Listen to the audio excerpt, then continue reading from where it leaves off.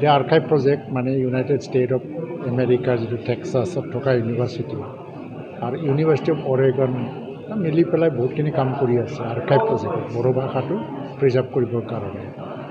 এতিয়া নেপাল আৰু বিটিআৰ অঞ্চলৰ বড়োসকলৰ লাইভলিহুডৰ ওপৰতো আলোচনা কৰি কিতাপ উলিয়াইছে। এতিয়া গাৰো, ডিমাচা আৰু বড়ো ভাষাৰ এটা আৰ্কাইভ প্ৰজেক্ট চলি আছে।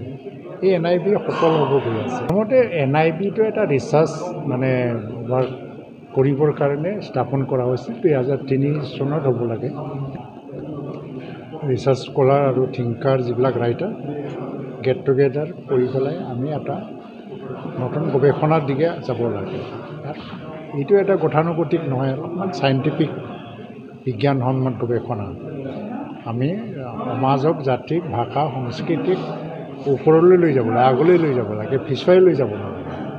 আমাৰ যিমানবিলাক গতানুগতিক কাম হয় কেতিয়াবা আমাক পিছুৱাই লৈ যায়, তাৰ আগলৈ যাব লাগে।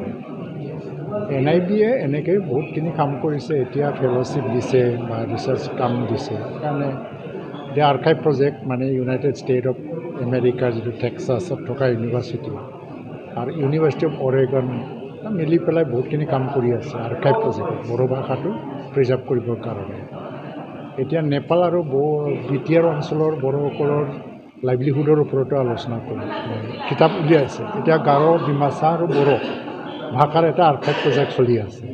এই NIB সফল হ'ব গৈ আছে। এতিয়া আমি এই বছৰৰ পৰা আৰম্ভ কৰিছোঁ যে চিন্তা এটা আহিছে যে আমি লেখকসকলক মানে তেখেতৰ জন্মদিন, মৃত্যু দিৱস পালন কৰোঁৱেই, কিন্তু তেওঁলোকৰ জন্ম দিৱস পালন কৰি কৰি আমি বহুতখিনি কথা কওঁ, কিন্তু তেওঁলোকৰ সৃষ্টিৰ ওপৰত আমি পাহৰি যাওঁ। ওখান বংশীনাংগো বড়ো কবিতাৰ জগতত এটা মাইল পষ্টৰ নিচিনা। এই সময়ৰ পৰা এটা ট্ৰেণ্ড ছেটিং হৈছে, নতুন ট্ৰেণ্ড ছেটিং, আধুনিকতাত, নতুন আধুনিকতাত।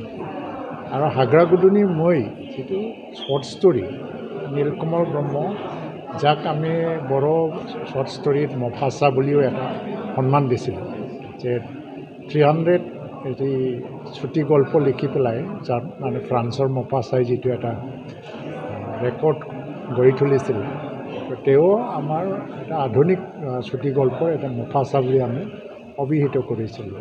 তেখেতৰ হাগ্ৰাগুদুৰ মই এই সময়ত 72 পাব্লিছ হৈছিলে, নতুন এটা ট্ৰেণ্ড ছেটিং কৰিছে। এতিয়া আমি নতুন প্ৰজন্মক যিটো ফাৰ্ষ্ট জেনেৰেশ্যনৰ ৰাইটাৰ আৰু তেখেতসকলৰ creativity, about them and about দিয়াৰ ক্ৰিয়েটিভিটি, এইটো ৰিকানেক্ট কৰিব বিচাৰিছোঁ, যাতে নতুন প্ৰজন্মই পাহৰি নাযায়। বৰ্তমানৰ জেনেৰেশ্যনৰ ওপৰত বহুত দায়িত্ব থাকে। বৰ্তমান জেনেৰেশ্যন যদি ৰেছপনচিবলভাৱে কাম কৰে, তিনিটা জেনেৰেশ্যনে এটা সম্পৰ্কত থাকে, ফাৰ্ষ্ট জেনেৰেশ্যন আৰু coming generation, next coming generation. NIB তৰফৰ পৰা ময়ো যিহেতু ইয়াৰ ফাউণ্ডিং মেম্বাৰ হয় আৰু জড়িত হৈ আছোঁ, এই পদক্ষেপটো আজি এটা নতুন ধাৰা আনিছে। মই ভাবোঁ যে এনেকৈ আমাৰ কিতাপবিলাকক সন্মান দিয়াৰ কাৰ্যসূচী আমাৰ বড়ো সমাজত আকৌ হ'ব। ওখান বংশীনাংগো কেতিয়া ৰচনা কৰা হৈছে? হাগ্ৰাগুদুনী মই যিটো এইটো অলপ 72 আৰু ওখান বংশীনাংগোটো 1975। মই দেখিছোঁ নিজ চকুৰে। মই তেতিয়া গোটেই ঘৰৰে মানুহ হয় তেওঁ লিখকজন, আৰু তেখেতে এই কিতাপটো যেতিয়া উলিয়াইছিলে ঘৰত গৈ পেলাই কেনেকৈ পিন আপ কৰিছিল, ডিষ্ট্ৰিবিউশ্যন ঠিক সময়ত আমাৰ পাব্লিচাৰ নাছিলে।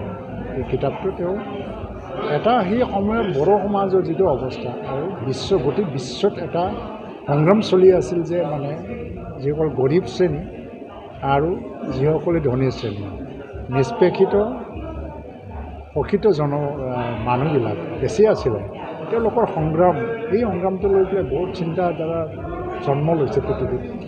ওখান বংশীনাংগোতেও আমি এনেধৰণৰ এটা সংঘাত বা সামাজিক সংঘাত বা সংগ্ৰামটো দেখিবলৈ পাওঁ।